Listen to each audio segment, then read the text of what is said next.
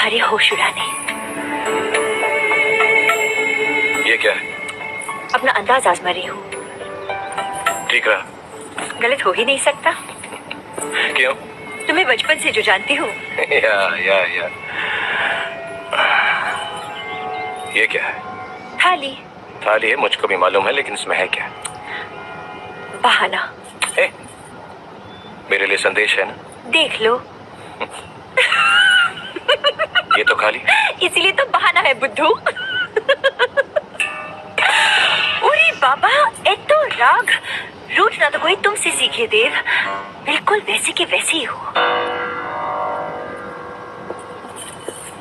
तुम भी तो बिल्कुल वैसी की वैसी हो।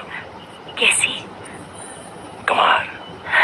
हाँ, अब तो हम सब गंवार ही लगेंगे ना, लंदन से जो पढ़कर आए हो। वैसे लंदन बहुत बड़ा शहर है ना देव? लंदन की बात ही कुछ और है।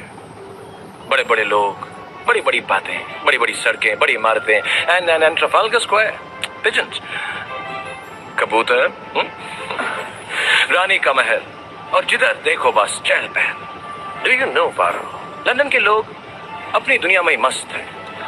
और तुम? Of course, you are so silly. Mention not. अच्छा देव, एक बात बताओ, तुम्हें कभी गांव की याद नहीं आती थी? कभी नहीं, कभी भी नहीं। कभी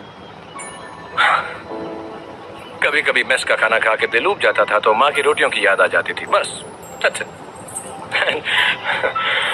वहां कोई डांटता था लंदन में तो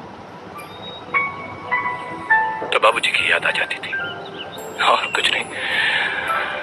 शाम को घूमने को निकलता था तो धर्मदा की बग्गी की, और रात को नींद नहीं आती थी तो बड़ी माँ की धमकियां, बस।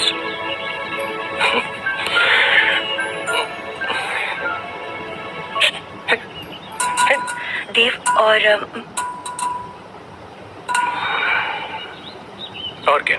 मैं कभी नहीं। एक बार हल्की सी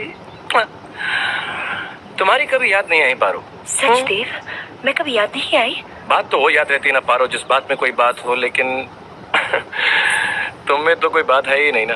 सच कहा देव, बात तो सिर्फ तुम में है। या इसीलिए तुम्हारी लिखी उन 5 चिट्ठियों को दिन में मैं 5-5 बार पढ़ती थी। तो साल में कितनी बार पढ़ ली होगी देव? अगर और 10 साल में तो 2 बार से उसको अगर 18,250 बार। और तुम में इतनी बात है